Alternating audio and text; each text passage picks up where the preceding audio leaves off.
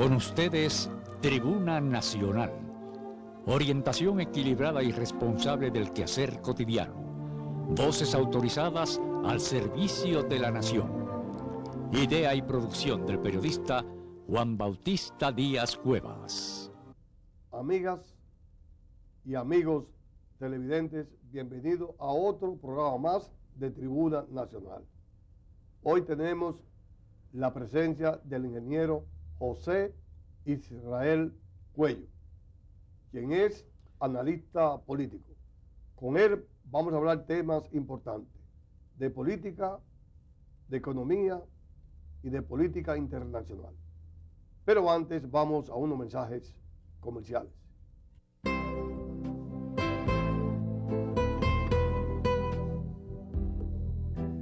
Con tu nueva cuenta de ahorro más Banreservas, tu dinero crece con las mejores tasas y sin comisiones. Solicita tu nueva cuenta de ahorro más, la que no te quita y te da más. Banreservas, el banco de los dominicanos. De las oficinas comerciales, puedes pagar tu factura de Deste en sus oficinas virtuales m.deste.com.do con tu celular y en su página edeste.com.do, así como también en los portales de los bancos BH de León, Banreservas, Progreso, Ademi, Vimenca, Popular y a través de Te Pago con tu teléfono inteligente, con aplicación inmediata. De esta forma te mantienes al día con tu pago, ahorras tiempo y dinero y evitas el cargo por reconexión. Con estas facilidades, en Deste nos mantenemos más cerca y a un clic de ti. Para tu descanso familiar, Hotel Cotmarena Beach Resort en Juan Dolio. Excelentes habitaciones, la mejor comida del área, 3 piscinas, 1 kilómetro de playa, 3 restaurantes, entretenimiento, show nocturno, discoteca Caracol y para tus actividades, el Gran Salón. A 20 minutos del Aeropuerto Internacional de las Américas y a 45 minutos de la capital. Reservaciones en Santo Domingo, 809-544-3166, extensión 2203. Y en Juan Dolio, 809-526-2121. Hotel Cotmarena, un paraíso tropical cerca de ti.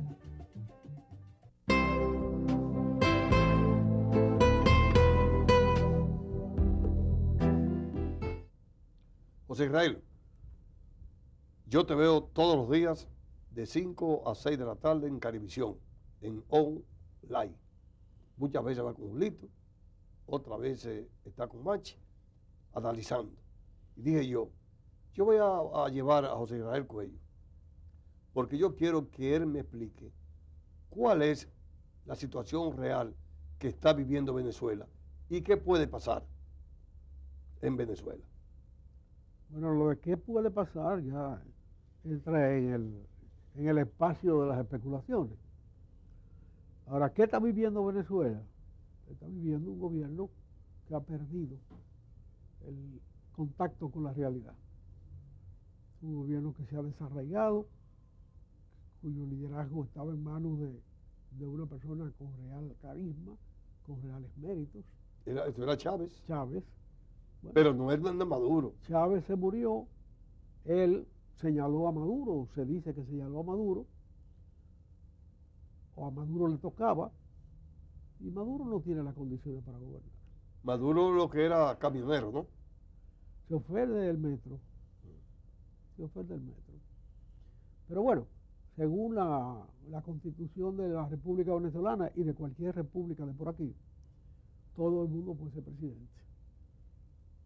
Los requisitos para ser presidente no implican ni siquiera que tú veas, como vivimos nosotros aquí. Como Balaguer. Sí, nosotros tuvimos un presidente ciego, que además lo dijo, sí. No voy a exaltar aguja. Y lo eligió el pueblo. O bueno, se dijo que lo eligió. Fue presidente. Pero Balaguer tenía una experiencia de gobierno que le permitía de alguna manera gobernar ciego. En ese gobierno que él inició siendo ciego, el del 2000, el del 86, él se le estuvo a punto de ir la economía de las manos.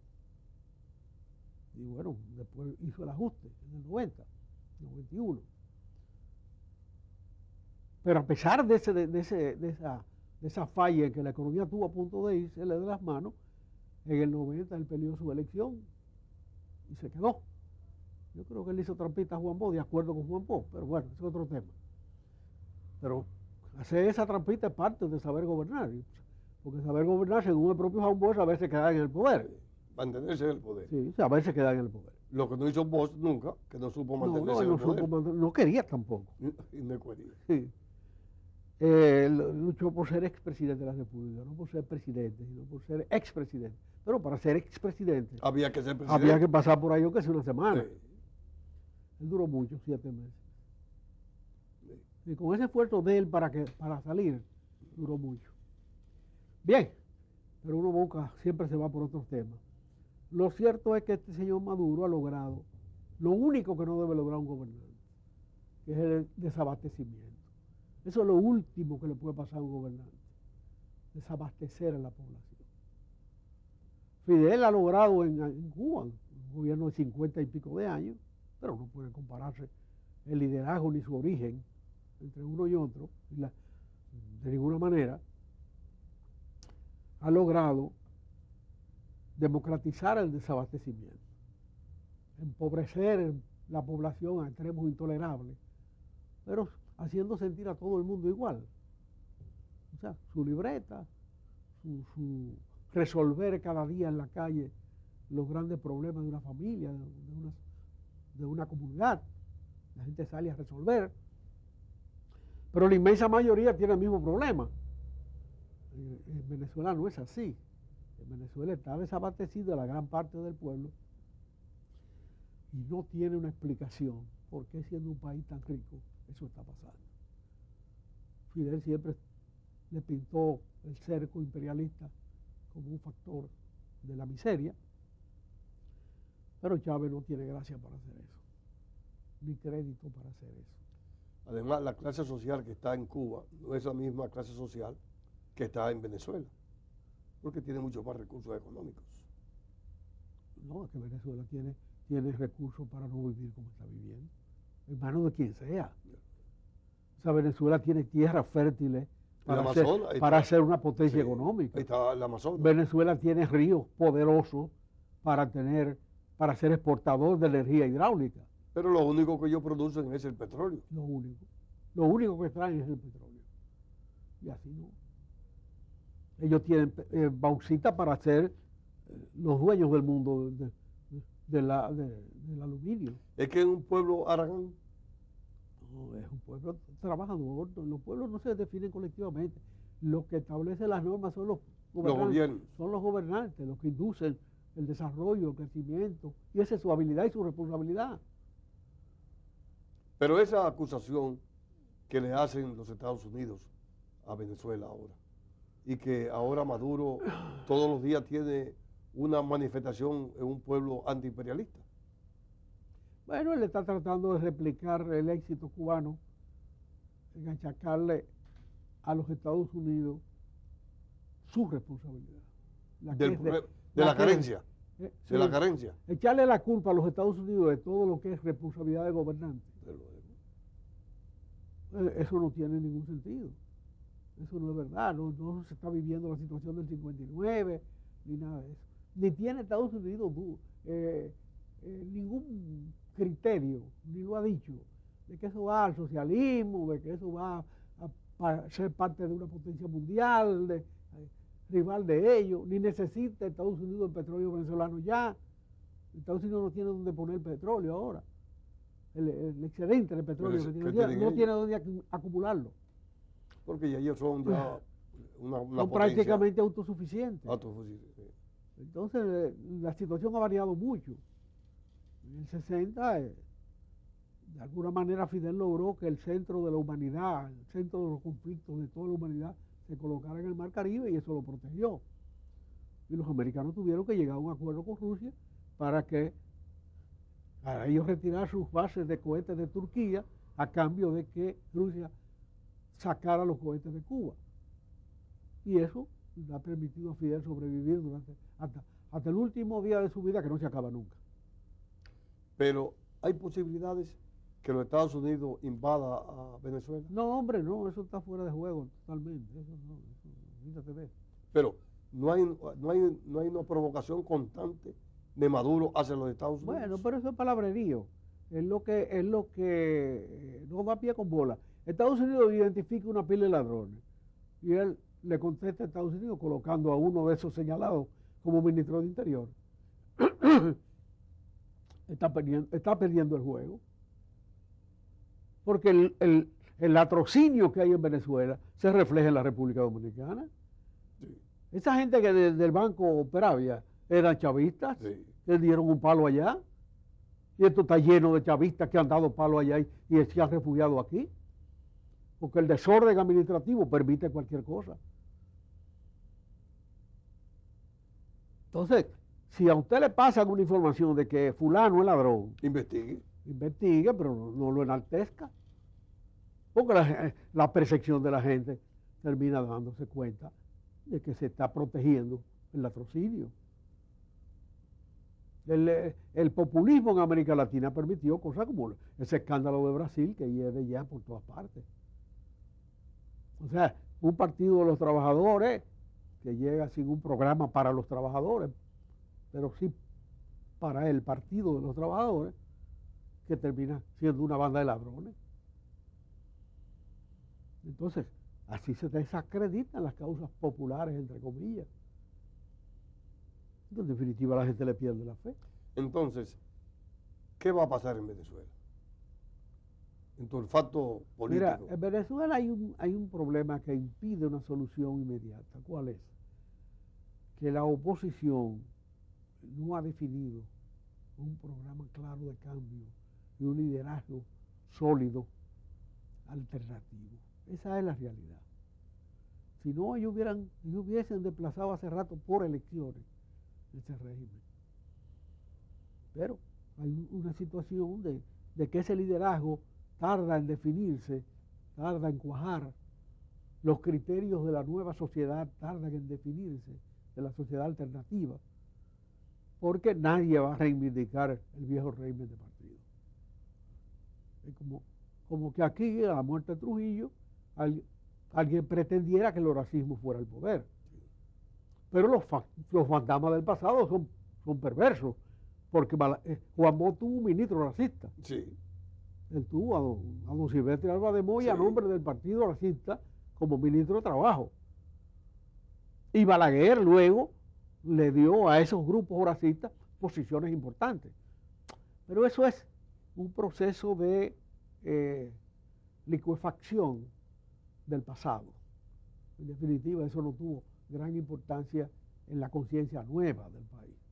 Pero fíjate que un régimen como el de Trujillo, que duró 30 años y que sepultó a martillazos en los primeros 3 años toda la fuerza política existente, al cabo de su término, esos fantasmas vuelven.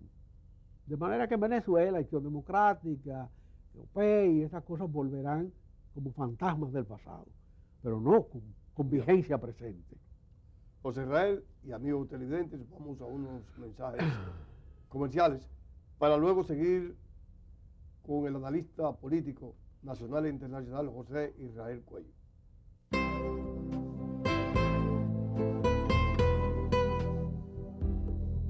Con tu nueva cuenta de ahorro Más Banreservas, tu dinero crece con las mejores tasas y sin comisiones. Solicita tu nueva cuenta de ahorro Más, la que no te quita y te da más. Banreservas, el banco de los dominicanos. Y es que además de las oficinas comerciales, puedes pagar tu factura de Deste en sus oficinas virtuales m.deste.com.do con tu celular y en su página edeste.com.do, así como también en los portales de los bancos BH de León, Banreservas, Progreso, Ademi, Vimenca, Popular y a través de Te Pago con tu teléfono inteligente, con aplicación inmediata. De esta forma te mantienes al día con tu pago, ahorras tiempo y dinero y evitas el cargo por reconexión. Con estas facilidades, en Edeste nos mantenemos más cerca y a un clic. Para tu descanso familiar, Hotel Cotmarena Beach Resort en Juan Dolio. Excelentes habitaciones, la mejor comida del área, 3 piscinas, 1 kilómetro de playa, 3 restaurantes, entretenimiento, show nocturno, discoteca Caracol y para tu sus actividades el Gran Salón, a 20 minutos del Aeropuerto Internacional de las Américas y a 45 minutos de la capital. Reservaciones en Santo Domingo, 809-544-3166, extensión 2203. Y en Juan Dolio, 809-526-2121. Hotel Cotmarena, un paraíso tropical cerca de ti.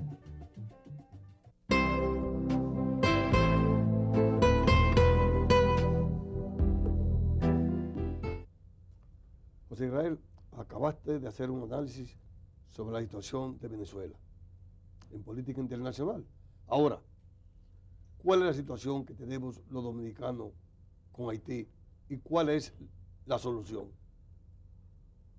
La solución del problema dominico-haitiano hoy es muy distinta a cualquier etapa de la vida común de las dos naciones.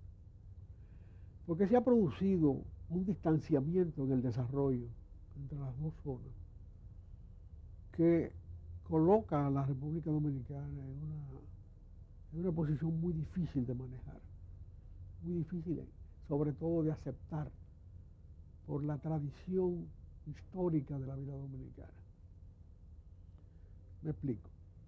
Cuando Colón llegó a América, había una sola isla, llena de árboles, llena de riquezas naturales y con una baja población. Esa población fue extinguida en los primeros años y entonces los recursos naturales habían inducido a los colonizadores a un desarrollo a base de plantaciones por un lado y de encomiendas por otro. Plantaciones, la parte que luego fue francesa de la isla, y encomiendas, primero de indios y luego de esclavos, en la otra parte donde el cultivo era diferente al del otro. La caña de azúcar estuvo en esta parte de la isla muy tarde. Porque en Haití había azúcar. En Haití, en la parte haitiana, los franceses desarrollaron la plantación desde que tuvieron chance. Pero dice, es verdad que dice la historia de que ellos mismos le pegaron fuego. ¿Quién? Los haitianos. Claro, sí, porque era la fuente de su esclavitud. Sí. Y tampoco ellos no le daban beneficios a ellos y le pagaron fuego a todo. Bueno, eso fue un espasmo histórico de una proporción gigantesca. Fue la primera nación que se independizó en América. Fue la primera nación donde lo racial fue determinante en la definición de sus conceptos nacionales. Y naturalmente, donde el extremo de explotación que existía dio lugar a esa monstruosidad de la quema de la riqueza. Ahora bien, a partir de ahí, la isla se ha ido diferenciando. De aquel lado, con una población semejante a la de este lado, pero con un espacio físico menor, más o menos la mitad de la de este lado, y con una destrucción de la base productiva heredada de la colonización, pues naturalmente la cosa se ha hecho cuesta arriba. Sin embargo, en el año 60, cuando Trujillo dejó el poder, el Producto Interno de los dos países era semejante. Todavía. A partir de ahí, por deficiencia de los gobernantes haitianos y por todo el impulso contenido del país retenido por Trujillo, que se desarrolló post-Trujillo y por encima de sus propios gobernantes, y con aciertos de los gobernantes también, nuestro país, es el país que tiene el mayor desarrollo de América Latina en los últimos 50 años, sostenido. A tal extremo que aquí vienen a comprar empresas de 3.000 millones de dólares, no que la salen a vender, la vienen a comprar, más de una. Aquí se vendieron los embutidos a los mexicanos, las acciones de Cemex a los mexicanos, la cervecería a los belgas brasileños, la cervecería nacional dominicana. Codetel dos veces ha pasado de mano, con ganancias de capital sustanciosas. Y qué sé yo cuántas más. De manera que es un país que tiene una condición económica muy diferente a aquella. allí no hay un departamento, una cédula, un departamento que emita una identificación para un muchacho que nace, y mucho menos para un joven que va a la universidad o que pretende ir a la universidad. Es una situación muy precaria y muy distinta. Eso hace que si aprieten un poquito la frontera y devuelvan 40.000 en una semana. ¿Por qué? Porque las migraciones van desde el atraso hacia el desarrollo. El problema haitiano no está en Santo Domingo solamente. En la Guayana francesa hay más haitianos que aquí. Porque para ellos es más fácil irse a la Guayana, donde se habla el mismo idioma básico de su lengua, que venir aquí a que lo entiendan con dificultad. Y donde la media racial es más semejante a la media racial de ellos. De manera que es más cómodo para un haitiano emigrar a la Guayana. Pero en Brasil hay un problema haitiano también. Y en Ecuador hay un problema haitiano también. De manera que en Cuba no hay un problema haitiano porque por allá, las características... allá no hay nada que buscar. No hay nada que buscar. Allá no hay nada que buscar. Sí. Por eso no corre para Eso. allá. Son 77 millas. Eso mismo. Es la distancia de las puntas de Haití a la punta de Cuba. Podría cruzar permanentemente. Sin embargo, cruzan a Yucatán. Y ahí hay ya concentración haitiana hace rato. Pero más bien un salto hacia otro sitio. Pero en Yucatán, en la Ribera Maya mexicana, donde hay un desarrollo turístico brutal, semejante al de la costa este de aquí, y donde hay mucho trabajo posible en la construcción. Entonces, el emigrante va como el río al mar, hacia donde la vida natural lo conduce. Si los americanos se flojan las reglas, le llenan a Miami, porque la gente existe y la gente busca la vida y se empalman unas familias con otras para concurrir al mismo sitio. De manera que ese problema hay que enfrentarlo con las características Pero humanas ¿cómo? que tiene. Pero ¿cómo? ¿Cómo es? Bueno, primero entendiéndolo, racionalizándolo. Segundo, definiendo el país una política migratoria. Es decir, cuántos inmigrantes pueden venir. Y que no inventen. En los años 30, creo que Orestes Herrera Borgia escribió un tomo como de ese tamaño sobre la capacidad dominicana para recibir inmigrantes. O sea, un tema que se estudió entonces y que luego tuvo sus repercusiones, por un lado, en la recepción de los españoles, varias veces. Primero los republicanos, después agricultores españoles. Recepción de japoneses, recepción de los judíos, y hasta en la matanza haitiana, que fue parte de la política migratoria de Trujillo.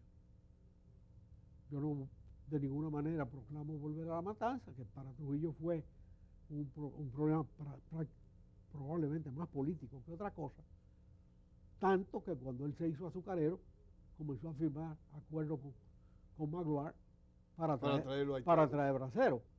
Fue a partir, el primer ingenio azucarero de Trujillo fue Catarey en el 48. Ese estaba en Villa Altagracia. En Villa Altagracia, pero un ingenio pequeño. Ahora, cuando montó Jaina, que él proclamaba que era el ingenio más grande del mundo, tal vez no era el más grande, pero estaba cerca. Cuando montó Jaina, en el 50, 51, en el 52 firmó el acuerdo con Magloire. Y eso modificó totalmente y para siempre las relaciones dominicanas con Haití. ¿Por qué? Porque mientras la penetración haitiana es una penetración por la frontera, la humedad de la frontera, Trujillo mechó la patria de comunidades haitianas que convivían con su propia cultura. Sí. Es más, permeaban su cultura a los dominicanos, a los pocos dominicanos que iban a los batalles. Y esas masas, eso fue el arraigo de la situación de hoy. Y contradictoria no se puede. O sea, así como convivimos con la matanza, convivimos con la penetración. Así como recibimos el beneficio de los republicanos españoles en las universidades y en las escuelas, tenemos que convivir con la realidad haitiana. Entonces, si la asimilamos, el camino es la dominicanización de Haití. seriamente asumido. La- Los usos y costumbres de los dominicanos caminan de aquí para allá a través de la migración, como los usos y costumbres de los haitianos caminan para acá. Entonces es un pulso. ¿Se haitianiza la República Dominicana o se dominicaniza Haití? Probablemente las dos cosas pasen al cabo de una o dos generaciones. Pero hay que asumirlo conscientemente.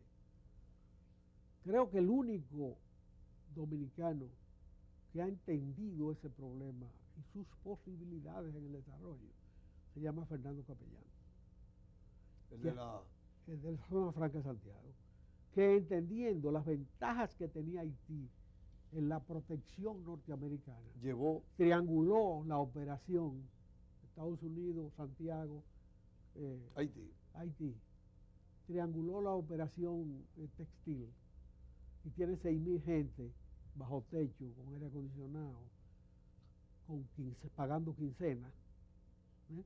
con un centro médico auxiliar, construyendo vivienda, con una escuela cercana para los muchachos, en un proceso de dominicanización de Haití, o de santiaguerización de Haití. ¿Dónde está esa zona franca? Es Juana Méndez, Allá en territorio el haitiano. territorio haitiano, y con 100 o 200 dominicanos que son los que llevan de aquí para allá las prácticas distintas. Entonces, ¿y el plan de regularización que lleva el Estado?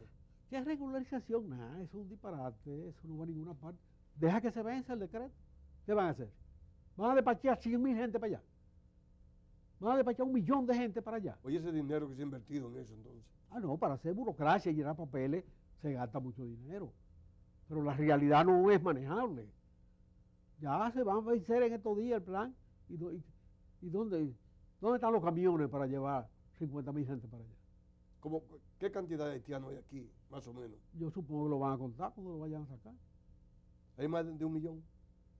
¿Quién sabe cuántos dominicanos hay en Nueva York? Hay más de 1 millón. Entonces se compensan. Ahora no hay política migratoria. ¿Cuántos sirios han llegado aquí al país? Hay 3 millones en Europa buscando qué hacer. Gente formada, hay gente preparada. ¿Hay política migratoria en este país? No. Llegaron 2 científicos, profesores de universidades de Beirut, aquí. No sé por qué razón, pero con visa dominicana obtenida en el Cairo, y rebotaron 2 veces en el aeropuerto de Punta Cana. Esa es la política migratoria. Si tú quieres política migratoria, defínela. ¿Cuántos haitianos necesitamos para la producción, Ya. para la agricultura, para la construcción? ¿Y cuántos científicos necesitamos también? Ya. ¿Y cuántos formadores para las escuelas que se están construyendo sin maestros? ¿Quién va a formar todos esos maestros que se necesitan para 10.000 aulas? Eso no se ha comenzado a hacer. Y para eso hay que traer personas. José, lamentablemente el tiempo ha sido determinante, como siempre contigo. Siempre nos falta espacio. Dale un mensaje al pueblo dominicano. Bueno, el pueblo dominicano tiene unas elecciones próximas. Tiene un partido que no puede definir candidatura porque está dividido en 2 o en 3. Es el PRD. El PRD y el PRM. Y tiene una situación de fraccionamiento en el seno del partido de la Liberación Dominicana, que tal vez la mejor forma de transarla es que vayan con 2 candidaturas. ¿Cómo así? Bueno, porque no existiendo oposición, ellos pueden dirimir su conflicto con el voto popular. Armónicamente. Sí, 2 candidaturas, Leonel y Danilo. O el que Danilo designe. Porque Danilo no puede modificar la Constitución. Ya Leonel se lo dijo ayer. Sí. Ya está claro, yo no tengo que modificar la Constitución. ¿Tú crees que podría dividirse el PRD? No, está dividido. Está dividido. Está Ok. dividido. Entonces, ¿va a pasar la misma historia del PRD? Depende de cómo se haga la ruptura. Porque la ruptura del PRD es muy traumática. Pero las divisiones de partidos son lógicas. Y ya el PLD también se ha dividido muchas veces. No, claro, pero está dividido ahora. Ahora grande está dividido. Ya. José Israel Cuello, muchas gracias por haber estado con nosotros en Tribuna Nacional. Y ustedes, amigas y amigos televidentes, yo espero que estén conmigo en otro programa más de Tribuna Nacional. Hemos presentado Tribuna Nacional, una idea y producción del periodista Juan Bautista Díaz Cuevas.